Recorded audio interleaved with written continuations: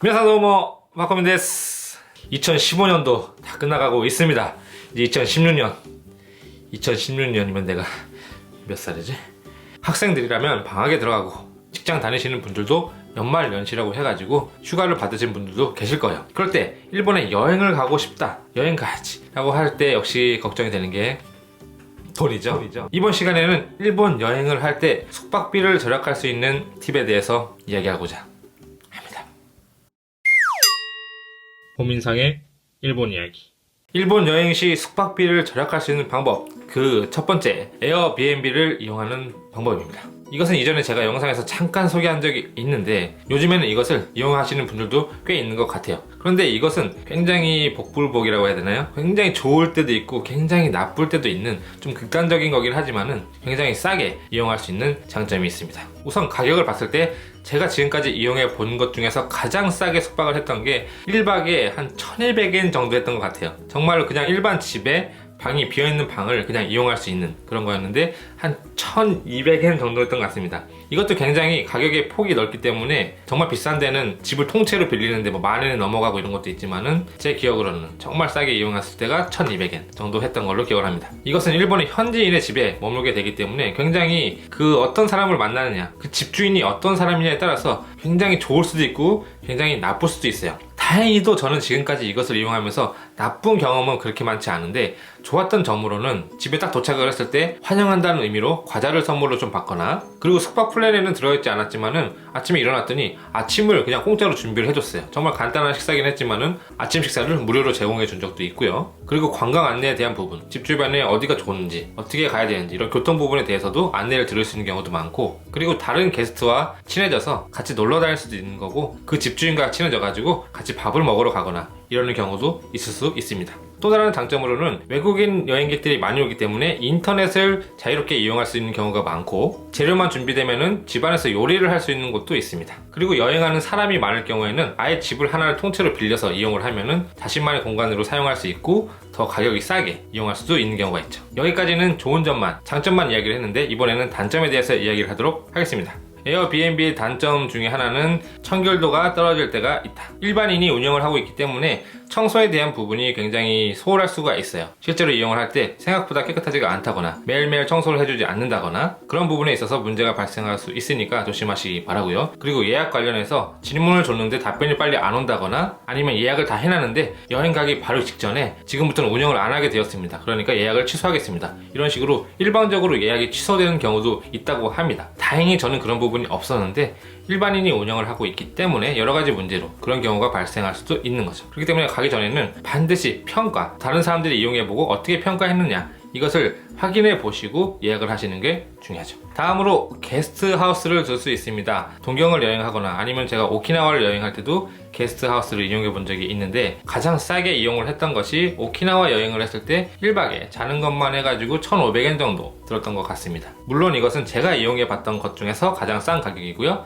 더 싼 곳도 있을 수 있을 거고 비싼 곳은 더 훨씬 비싼 곳도 있을 수 있겠죠. 게스트하우스의 장점으로는 이것도 외국인 여행자들이 많이 오기 때문에 인터넷이 굉장히 빠르고 잘 설비가 된 곳이 많습니다. 그리고 방금 전에 이야기한 에어비앤비보다는 숙박시설로서 운영을 해오던 곳이 많기 때문에 더 청결한 곳도 있고요. 여행자들이 주로 이용을 하기 때문에 다른 여행자들과 교류하면서 친구가 되는 경우도 있을 수 있겠죠. 안 좋은 점으로는 다른 게스트들과 같은 방을 이용하거나 이런 경우가 많기 때문에 같은 방을 쓰는 여행자들이 떠들거나, 아니면 방 안은 아니지만은 로비 같은 곳에서 여행자들이 모여서 밤 늦게까지 떠들거나 이럴 경우에 굉장히 시끄러울 수가 있어요. 다음으로는 캡슐 호텔을 들 수가 있겠습니다. 실제로 제가 이용을 했던 영상도 있는데 캡슐 호텔도 한 5군데 정도를 제가 이용해 본 걸로 기억을 하는데 가격이 가장 쌌던 곳이 2,000엔보다 약간 비싼 한 2,500엔 정도 했던 걸로 기억을 해요. 그리고 가장 비싼 곳 같은 경우에는 한 3,500엔 정도. 여러 곳의 캡슐 호텔을 이용해 보고 느낀 거지만은 당연한 얘기일지는 모르지만 가격이 비쌀수록 시설이 좋다. 캡슐 호텔을 이용하면서 좋았던 점은 일반 호텔을 이용할 경우에 그냥 욕실에 조그만 욕조가 있는 경우가 많은데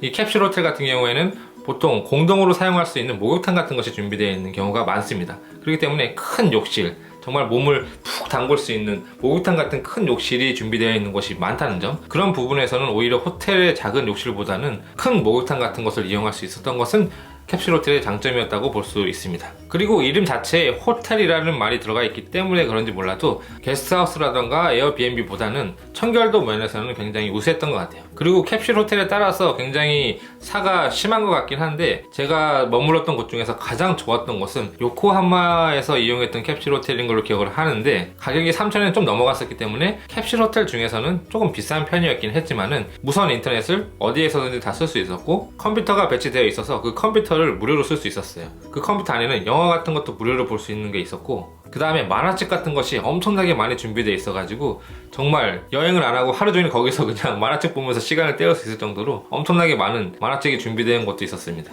그리고 제 지인이 이용한 적이 있는 캡슐 호텔 중에서는 14일 전에 예약을 하면은 일반적인 그냥 리조트 호텔하고 연결이 돼 있는데, 그 리조트 호텔에서 제공을 하는 아침 식사도 포함이 되는 경우가 있었어요. 캡슐 호텔을 이용하면서 일반 리조트 호텔의 아침 식사, 뷔페를 이용할 수 있다는 점은 굉장히 장점이 아닌가 싶습니다. 캡슐 호텔의 단점으로는 역시 지금까지 얘기한 게스트하우스 같이 비슷하게 완전히 개인실이 아니라 다른 사람과 공유해서 장소를 이용하기 때문에 다른 게스트들이 시끄럽게 한다던가 이런 경우에 잠을 못 잘 수도 있다는 거죠. 짐이 많을 경우에는 호텔에서 물론 짐을 맡아주거나 이럴 경우도 있지만은 그걸 또 받아서 다시 짐 중요한 거 빼고 다시 맡기고 이런 부분에서 굉장히 불편할 수도 있고, 큰 짐을 놓기에는 굉장히 불편하다는 점. 그렇기 때문에 짐이 별로 없을 경우에는 이용하기 좋지만은 짐이 많은 경우, 선물 같은 것도 많이 사고 이랬을 경우에는 좀 이용하기 불편한 점이 있다고 생각합니다. 자, 다음으로 이야기할 곳은, 이것은 숙박시설은 아니에요. 근본적으로는 숙박시설 자체가 아닌데 숙박시설로도 이용할 수 있는 곳이 있습니다. 그것이 망가키사,